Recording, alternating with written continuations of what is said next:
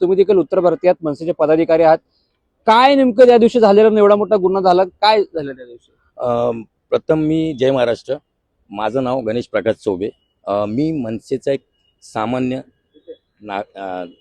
कार्यकर्ता आहे आणि 2008 मध्ये साहेबांनी जे आम्हाला सांगितलेलं की हे जे परप्रांती जी लोक आहेत आणि आपल्या महाराष्ट्रामध्ये कॉलेज आपल्या परीक्षेसाठी जे येतात तर आपल्या भूमिपुत्रांना यांच्या पायी जी नोकरी भेटणार नाही, तर त्याच्यासाठी आपल्याला यांना इकडून धुडकून काढावं लागेल, पळवावं लागेल यांना.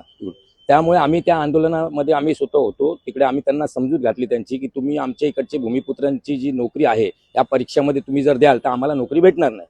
मी इकडचा स्थानिक भूमिपुत्र आहे महाराष्ट्रातला. माझं नाव गणेश प्रकाश चौबे आहे. माझी स्वतःची मम्मी मराठी आहे, माझे वडील उत्तर भारतीय आहेत. आणि मी जो आंदोलन केलं आहे फक्त एकच गोष्टीसाठी की स्थानिक भूमिपुत्रांसाठी नोकऱ्या मिळण्यासाठी महाराष्ट्रामध्ये. आणि ते साहेबांचा जे उद्देश आहे ते आमचा उद्देश आहे. साहेबांनी जे आम्हाला सांगितलं तेच आम्ही आजपर्यंत करतोय आणि आम्ही मनसेचे कार्यकर्ते आहोत. 18 वर्ष झालेत या केसला.